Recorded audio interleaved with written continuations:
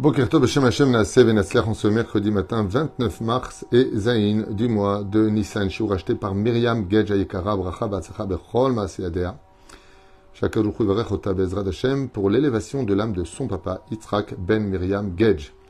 Alav Shalom, Ruch Hashem Tenachenu Began Eden Elyon, Bechol Shuruvim, Imo Bichlal, Alachami Vaselochot Vechen, Yehi Ratzon Menomarament, Yeshmantot Torachayim, et qu'on n'ait que de bonnes nouvelles. Il y a Ratzon que le mérite de Rabbi Yaakov Abu Hatzera, dont nous allons faire le shiur maintenant, soit pour son élévation à lui, ainsi que Kol Mete Israël, Geoula Shlema pour toute sa famille, Myriam Gedge Ayekara, toute sa famille, toute sa descendance sur le chemin de la Torah des Mezot. Merci beaucoup d'acheter des shiurim. Que Dieu vous bénisse sur tous vos chemins. Refoua Shlema, Lama Meira pour tous les malades d'Israël, Zivou Gelgoum pour tous les bnot Israël, Vechen Bnei Israël, que vous ayez le mérite de vous marier, de rentrer dans des bonnes familles équilibrées, qui savent aimer et rester humbles. On commence tout de suite ce shiur à propos de la paracha de Tzav, une merveilleuse paracha qui nous parle justement des détails des korbanot.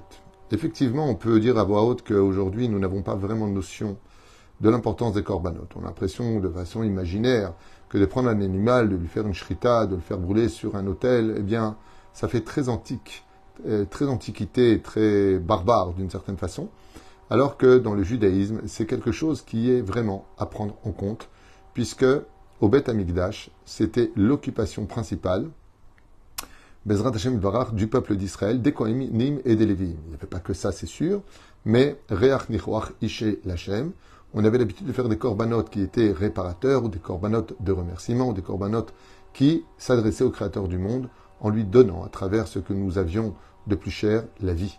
La vie qui a été mise à notre disposition à travers le monde animalier, sans faire de mal à l'animal, même si cela paraît un petit peu bizarre dans les temps modernes où les animaux ont plus de valeur aux yeux de l'humanité que les hommes eux-mêmes. Il faut le savoir, que les gens auront beaucoup plus pitié d'un chien qui est en train de crever de faim que d'un clochard par terre que personne ne regardera malheureusement. C'est, qu'on le veuille ou pas, un état de fait sur le terrain, certes pas à l'échelle générale 100%, à l'échelle générale au moins 90% ou peut-être 95% sur terre. Et la reine, nous les juifs en tout cas, nous n'avons plus de Beth Amikdash depuis aujourd'hui 2000 ans. Et le Beth Amikdash avait pour fonction d'être un peu la machine à laver du peuple d'Israël. Quand on fautait, on apportait un korban et on avait le temps pour apporter ce korban de tenir cet animal qui éveillait chez nous de la pitié. Et on regrettait ce qu'on avait fait parce que cet animal maintenant allait donner sa vie pour nous. Donc on avait une prise de conscience. On arrivait chez le Kohen et le Kohen nous faisait des remontrances. Donc on comprenait que vraiment la faute qu'on a fait, le temps passé à la faire, d'où il reste absolument plus rien, ne valait pas le coup d'être vécu. Alors on faisait tchouva. Et quand on sortait, on se sentait léger, on revenait, on savait qu'on avait demandé pardon. On avait été dans un lieu, à une heure précise, du sang s'était écoulé, une fumée s'était élevée, on revenait avec des marques dans le cœur qui nous rappelaient que cette fois ne recommence pas. Aujourd'hui, malheureusement, quand l'homme tombe, eh bien, ça se passe dans des lieux qui sont très vite oubliés. Et puis la gravité de la faute n'est plus du tout au rendez-vous. Comme par exemple, un des interdits les plus graves, ne pas faire Shabbat. Les gens n'ont pas de problème, pour certains, en tout cas, d'allumer de la lumière, de prendre la voiture, de se mélanger, d'aller à la piscine mélangée, d'entraver tous les interdits. Parce qu'il ne se passe rien. C'est pas une personne qui fait une faute, tac, elle meurt parce qu'elle a fait la faute. Dieu l'attend, Dieu est patient, Dieu est miséricorde. Mais c'est grave. Et qu'est-ce qu'on fait maintenant? On n'a plus de Beth Amikdash. Jusqu'à ce que la personne ait l'éveil et la conscience de la gravité de ses fautes, alors il fait tchouva. Quand il fait tchouva, il faut qu'il répare. Comment va-t-il réparer alors qu'il n'y a pas de Beth Amikdash? C'est ce que propose d'étudier Rabbi Yaakov Abu Hatzera dans son livre Pituchei Chotam. À propos du verset de la paracha de Tzav, dans le chapitre 7, verset 37, il est marqué Zot HaTorah La'olah, voici la Torah. Donc Zot HaTorah, voici la Torah, cette Torah-là, La'olah, la Mincha, la Chatat, la Hasham, la Miluim, le Zavach HaShalami. Des degrés différents des sacrifices que nous avions l'habitude d'apporter au Beth Amikdash. Et je vous conseille vivement, vraiment, Nicole Alev, d'écouter ce shiur, parce que ce shiur-là peut nous éviter énormément de malheurs, énormément de souffrances, de maladies, de pogroms, de haine, de plein de tikkunim différents, juste en étudiant ce que va nous dire ici Rabbi Yaakov Abichtzera alav shalom. Kotev HaTzadik Kadosh Rabbi Yaakov Abichtzera, zchuto yagen al Israël ve'al kol amicha b'mishpacha azot. Dans son livre Pituchei Chotam, Gvaroru lanu chachamim, dans Menasechet Menachot à la page 110 Amud Aleph, il y a marqué là-bas, Shekol haosek batorat korban chatat, tout celui qui va étudier les korban chatat, les sacrifices de réparation des fautes, par exemple, qu'il ou écrive korban chatat. Étant donné qu'on n'a pas de Beth Amikdash, il suffit d'étudier par exemple Masechet Zvachim, qui parle essentiellement des korbanot, des sacrifices.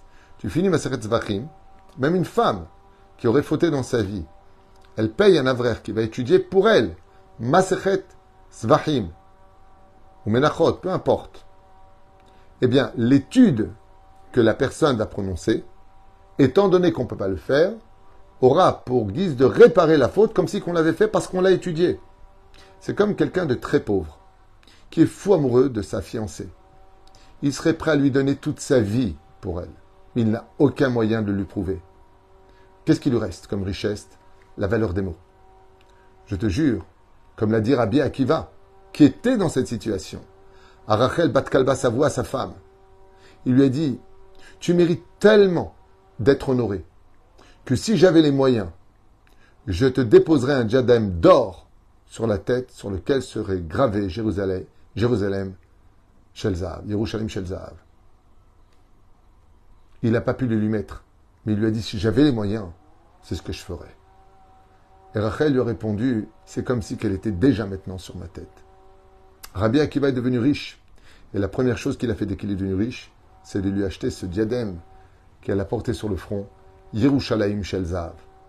Quand on n'a pas les moyens de monter au Beth Amikdash pour l'instant, car il n'y a pas de Beth Amikdash, on a encore les moyens de dire à Hachem, s'il y avait le Beth Amikdash, je monterais te faire ce korban. Et la reine, celui qui, dans l'instant T, veut réparer les fautes, qu'il étudie korban khatat, alors on lui considérera comme si qu'il avait sacrifié cela. C'est pour cela d'ailleurs que dans le seder de la prière du matin, donc prière de Shacharit, nous les hommes, quand nous venons prier à la Beth Knesset, nous avons le seder à korbanot jusqu'avant Odou, on va dire toutes les korbanot. C'est extraordinaire la chance qu'on a dans nos sidourim. Étant donné qu'on ne peut pas monter au Beth Amikdash, quand on ouvre le sidour, on va prononcer avec notre bouche tout le seder de ce que faisaient les Kohanim au Beth Amikdash, y compris la liste des korbanot. Et en les lisant tous les matins, on fait la kapara des fautes, chaque matin. Comme a dit un jour un juif, c'est trop dur de ne pas fauter. La faute, elle est tapie à ta porte tout le temps, tout le temps, tout le temps. Je lui dis, mais c'est facile de faire tes chouvas, elle est aussi tapie à ta porte tout le temps, tout le temps. Tous les matins, si tu te levais le matin à la prière, tu faisais les seder à korbanot, tu ferais la réparation de tes fautes, on souffrirait tous beaucoup moins. Donc, tu peux réparer aussi facilement que tu as fauté. Et tout celui qui étudie la Torah, même une femme qui fait des teilim, et no tsarich lo korban ola velo korban hatat. Et qu'est-ce qu'il y a encore de plus fort que de lire le seder à korbanot? Qu'est-ce qu'il y a encore de plus fort que tout? Celui qui étudie la Torah. Lui, il n'a même pas besoin d'apporter des korbanot. Vechan mitzuim inyanim a korbanot velchotehem halo em peruzim beshishat sidra mishnah. Et où est-ce qu'on trouve maintenant toute la fonction et le travail des Kohanim qui faisaient les korbanot? Où est-ce qu'on trouve toute la Torah orale? Dans les Shisha Sidrei Mishnah. La Mishnah se divise en 6 compartiments. Les Mishnayot, la Torah orale, s'il vous plaît, la base de la Torah orale, se divise en 6 compartiments qu'on appelle Shisha Sidrei Mishnah. C'est-à-dire, Nimsa les filles, Shaosek Belimut Sheshet Sidrei Mishnah. Et celui qui étudie donc les Mishnayot, simplement, les Shisha Sidrei Mishnah, Zoché Sheyenershav Lo Keilu Krivet Kol HaKorbanot Kulam. Le fait d'étudier les Mishnayot toute la journée, Mishnah Otiot Neshama, il renouvellera tout. Ça me rappelle un peu ces gens qui passent leur temps à jeûner tout le temps pour réparer les fautes qu'ils ont fait. Ils ont raison. Mais il y a mieux que ça, enfin. Mange, bois et étudie.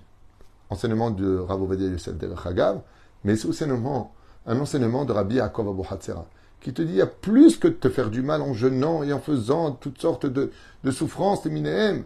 Étudie la Torah. Le fait d'étudier la Torah répare pas simplement ta personnalité, mais répare le monde. On a vu qu'à l'époque de Rabbi Shimon Bar Yochai, par son mérite à lui tout seul, le monde méritait d'exister alors qu'il était unique. Rabbi Shimon Bar Yochai. Et qu'est-ce que faisait Rabbi Shimon Bar Yochai pour faire autant de miracles? Il passait sa vie à étudier la Torah jour comme nuit. Vous savez, quand je lis ça, j'ai quelque chose de très important à partager avec vous. Souvent, en tant que juif, on pense que ce qui compte, c'est d'être une bonne personne, pas faire de mal à personne, d'être gentil, d'être compréhensible. D'être comme ça, c'est une bonne chose, c'est juste la base. Mais donc, tu n'auras rien construit sur cette base. Quand on est juif, c'est pas le tout de faire partie des gens bons. Quand on est juif, il faut étudier la Torah, jour et nuit. Tu peux travailler, profite de la vie, va au restaurant, prends des vacances, kiffe, mais étudie la Torah. Nirmaz adavar bepasuk share uskar bepasuk shisha suge korbanot. Et c'est pour ça qu'il existe 6 sortes de sacrifices différents. 1. Korban Ola, sacrifice Ola, qui vient réparer d'ailleurs les fautes de la pensée. Bet, Korban Mincha, Korban Khatat, Korban Hacham, Korban Milouim, Korban Shelami. Donc on en a 6. Et Rabbi Yaakov Abu Hatzera nous dit, tu sais pourquoi il y avait 6 sacrifices différents Bet Hamikdash? Parce qu'ils sont contre les 6 sages Sidrei Mishnah. Shisha Sidrei Mishnayot. Comme il y a 6 darim, 6 compartiments de Torah orale, contre cela, il y avait les 6 korbanot. L'un vient réparer l'autre. Donc, un des plus grands tikkuns de ce monde, pour celui qui veut renouveler tout son mazal, réparer tout son passé, c'est d'étudier toutes les Mishnayot de la Torah orale. Qui sont d'ailleurs ici, derrière, dans toutes les Gemarot d'ailleurs, mais aussi avec Barthénora, par exemple, d'étudier. On peut faire aussi une Soudat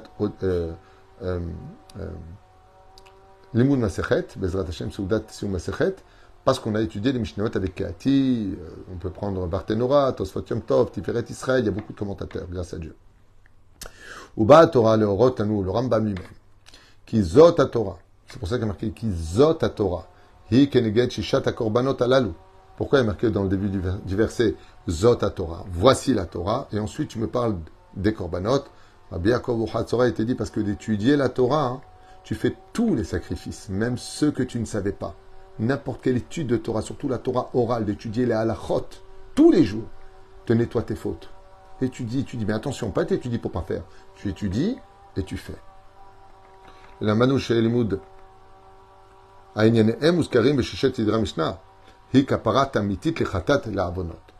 Yaakov Abu Hatzera, il te dit, si vraiment une personne veut réparer son passé, il a fait un accouchement, un avortement, il y a eu ce qu'il y a eu, Hashem Yishmor Virachem, qu'il sache que d'étudier la Torah, c'est une éponge mouillée qui efface tout ce qui a marqué sur le tableau qui t'accuse. Et une fois de plus, je reviens sur cela. Je le répète encore. Ne serait-ce que de regarder des choses qu'on n'aurait pas dû voir, de parler des choses qu'on n'aurait pas dû dire, ou d'aller dans des endroits où on n'aurait pas dû aller selon la halakha. À nos yeux, ça paraît complètement bon, tu vois pas ce que j'ai fait.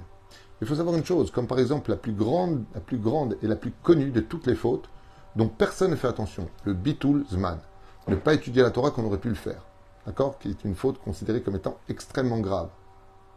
Eh bien, la Torah, elle te dit, tu prends un animal et tu le tues. C'est complètement débile.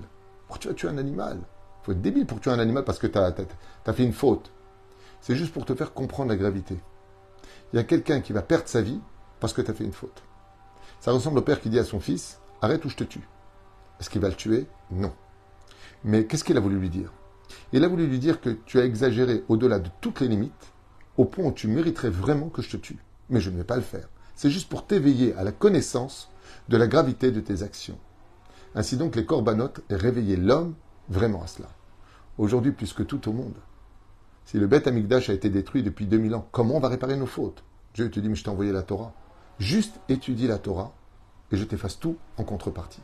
Mets ta Torah en pratique. Vous vous rendez compte que notre vie, j'ai vu cette réflexion il y a des années en arrière, que, en fin de compte, qu'est-ce que Dieu nous demande?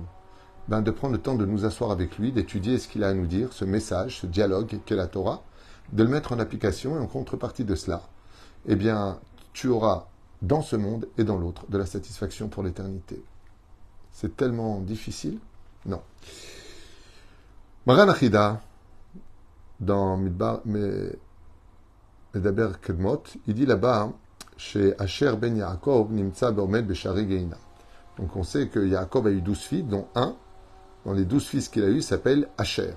Et qu'est-ce qu'est devenu Asher après sa mort? Il a un rôle à jouer. C'est lui, le ministre du Gehinam. C'est lui qui dirige la porte du Gehinam. Kshebaim alche chabala leachnis neshama shel Yehudi le Gehinam. Et quand viennent les démons pour faire descendre une âme juive qui mérite de descendre au Gehinam, comme un homme qui a pris une femme mariée, ou qui a humilié une personne en public, ou qui se moquait en jouant avec les noms des uns et des autres, et que ce juif descend au Gehinam, Shoel Asher ben Yaakov, vient Asher, fils de Yaakov, vers cette même Neshama, et il lui pose la question, as-tu étudié des Mishnayot dans ta vie? Pourquoi il pose la question, as-tu étudié des Mishnayot? Parce que dans le monde d'en haut, Asher ben Yaakov est le ministre des Mishnayot de la Torah orale. C'est lui qui en est le ministre. Chez Nehemar, comme c'est marqué, Asher Shemana Lahmo. Asher, son pain est rempli d'abondance et d'huile. Shemana, c'est Otiot Mishnah. Les lettres du mot Mishnah, c'est les lettres du mot Neshama. Shemana Lahmo. Le pain de Asher, fils de Yaakov, c'est les Mishnayot. Il est le ministre de cela. Et donc, le Chida Akadosh nous dit à quel point le fait d'étudier les Mishnayot répare la Neshama. C'est pour ça que d'ailleurs, quand une personne décède, on lit des Mishnayot pour lui. Ça le sort du Gehinam. Très important de le savoir. Il n'y a pas que les Télim à lire. Il y a surtout les Mishnayot à lire avec les lettres de sa Neshama à lui, comme ça figure dans les Sidurim. Et il dit, Et ota Neshama asher lamata miyamer, si tu as étudié les Mishnayot, surtout celle de Shabbat Kodesh. Vous avez remarqué qu'il y a 24 chapitres de Mishnayot pour Shabbat, et surtout pendant la table, tu en fais 8 premier repas, 8 deuxième repas, et 8 troisième repas. Celui qui est capable de lire ça, Chazal, ils disent qu'il ne verra même pas la face du Gehinam. Alors si vous me dites, oui, mais c'est facile dans ce cas-là, je vais fauter et je vais lire les Mishnayot. Le fait de lire les Mishnayot te donnera la force de ne plus fauter. Ne t'inquiète pas, Dieu sait ce qu'il dit. Ve mishivalo, chez l'amda Mishnayot bemechaya. Et si une personne dirait oui, alors qu'il est descendu dans le Gehinam, que Dieu nous préserve, et qui dit oui, j'ai étudié les Mishnayot, Miyad Matzilota Asher ben Yaakov mi Gehinam. Asher, fils de Yaakov, le sort immédiatement du Gehinam et lui dit on ne peut pas faire descendre une personne qui a fixé un temps d'étude à étudier la Torah orale, les Mishnayot. Vezot mikevan Asher ben Yaakov aya dabouk be Mishnayot. Et pourquoi Dafka lui plus que les autres? Parce que l'étude principale de Asher ben Yaakov quand il était vivant en Eretz Kenaan, c'était le spécialiste de la compréhension des Mishnayot. Oui, les Mishnayot ont été écrits à l'époque des Tanaïm, vous avez raison. Mais en réalité, la Torah orale et écrite était donnée de façon officieuse depuis Adam Rishon, et c'est jusqu'au jour du don de la Torah.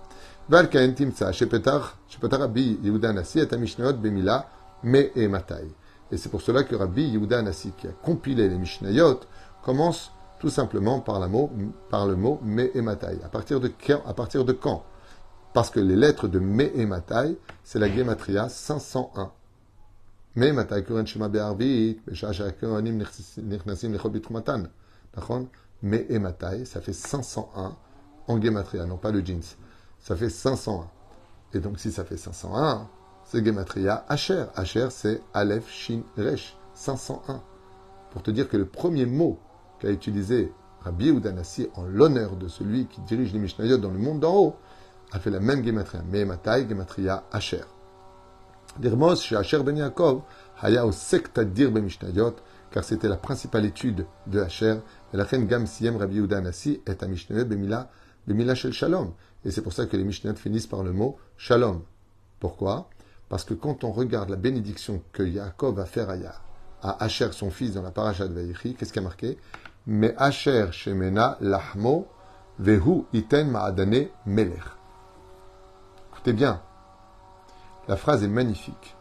Me Asher shemena lahmo. De Asher, shemena lahmo. Son pain est rempli d'huile, qui fait allusion au Mishnayot. Vehu iten ma'adane melech, c'est lui qui donne le dessert, ce qui est bon au goût du roi. C'est-à-dire que quand un juif étudie les Mishnayot, les halachot, la Gemara, c'est comme s'il donne un bonbon au créateur du monde. Comme s'il donne un dessert au créateur du monde. Mais regardez ce que nous disent les Chachamim ici, c'est magnifique. Regardez les initiales. Me Asher, ça commence par la lettre même. Shemena, la lettre Shin.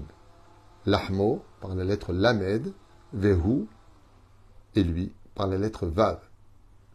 Même Shin, Lamed, Vav. C'est les lettres du mot Shalom. Tout comme on lit des Mishnayot pour reposer l'âme. Alav Shalom. De la même façon, celui qui veut le Shalom sur terre, changer son mazal, augmenter son niveau de Neshama, étudier des Mishnayot, c'est une très très très grande ségoula. Un remède efficace, magnifique, qui te fera comprendre que la base de toute la base de la Torah orale, avant que ne sortent les Gemarot, à l'époque des Amoraïm, c'était les Tanaïm, qui ont compilé les Mishnayot. Bezrat Hashem, Shiniskel, Yishuot, Venechamot, Banosaz. Et je voudrais juste finir avec une histoire qui s'était passée en Israël d'un tzaddik dont le nom m'échappe, parce que je n'avais pas prévu de raconter, mais qui avait acheté sa tombe. Il avait acheté sa tombe. Il y en a qui disent que c'est une ségoula d'acheter, il y en a qui disent qu'il ne faut pas l'acheter. Chacun ses minagim, peu importe. En tout cas, lui, il avait acheté sa tombe. Et une fois par mois, à la veille de Rosh Chodesh, il venait finir à chaque fois un seder de Mishnayot. Par exemple, il faisait les équines, il faisait tous les équines sur sa tombe. Un jour, ses élèves lui ont posé la question en lui demandant « Mais pourquoi est-ce que vous allez au cimetière sur l'endroit de votre tombe, là où vous allez être enterré plus tard? Qu'est-ce que vous allez faire là-bas ?»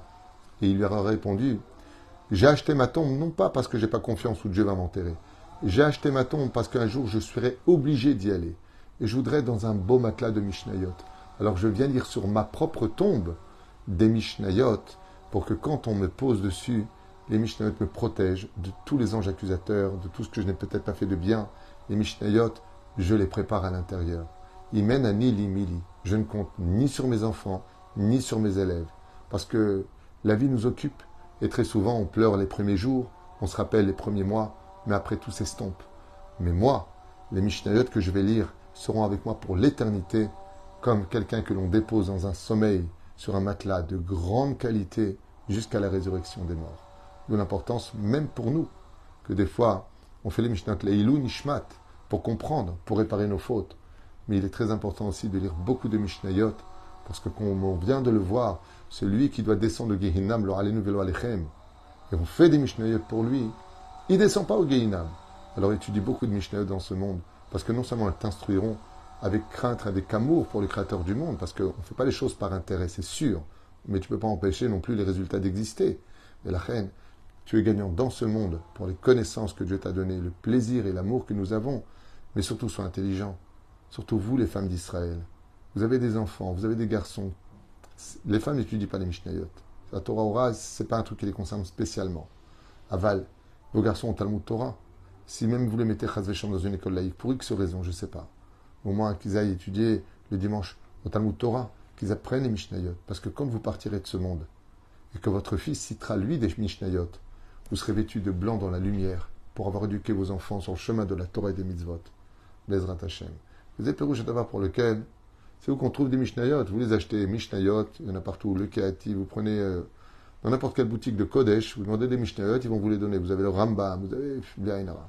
Mais même dans les Sidurim, donc Avodat Hashem, Ishmatzliach, Avodat Shebalev, tous les Sidurim et tout Mizrach Sfarad, vous avez des Mishnayot dedans. Les Mishnayot se trouvent partout. Et vous avez surtout le Keati, je ne sais pas si j'ai ici derrière moi. Non, là où c'est les Gmarot, ils sont là-bas. Et là-bas. Voilà ici. Je vais vous montrer, puisque vous avez posé la question, un des meilleurs livres à étudier avec le Baal Keati, avec le Keati et Rabbeinu Barthénora, je vais vous montrer.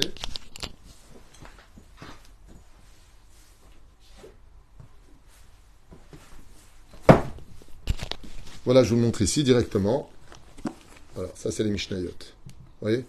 Très connu. Vous avez à la maison, il y a tous les commentaires, c'est très facile. Sinon, il y a d'autres Mishnayot qui sont encore beaucoup plus faciles. Donc, je vais vous montrer un exemple. Et là, ces Mishnayot-là sont très spéciales. Je voudrais vous montrer quelque chose de magnifique. Pour ceux qui veulent. C'est que ces Mishnayot-là qui sont là, on ne peut pas ne pas comprendre. Vous voyez, ça c'est la Mishnah. Et vous avez carrément des dessins. Ça veut dire même pas besoin de se fatiguer à essayer de comprendre. Il suffit de lire ce qui est marqué ici. Tu ne comprends pas, tu as les dessins. Un enfant pourrait comprendre. Tout est fait. Regardez. Tu as ici la Mishnah, les explications de chaque côté, et là tu as le dessin pour te dire exactement de quoi est-ce qu'on parle dans les Mishnayot. Voilà, vous avez ça, Mishnah, Beira, ça s'appelle. C'est vraiment le Béaba pour celui qui n'arrive pas à comprendre les Mishnayot pour les garçons. Vous avez ce livre-là, et vous en avez des milliers. Quand on parle de Mishnayot, il y a énormément de commentaires qui existent. Mais en tout cas, même dans les Sidurim, rien que Shabbat Kodesh, dans tous les Sidurim, je ne sais pas si j'en ai un ici, je vais vous montrer, voilà. Je prends Kavana Shebalev, par exemple encore un Sidur Edut Hamizrah Sfarad, et voilà, vous avez à la fin les Mishnayot de Shabbat, il y a tout quoi. Il y a une ra, dans tous les Sidurim, vous les avez. Juste un instant. Bon, celui-là, je crois qu'il est à la fin d'Afka ici, celui-là.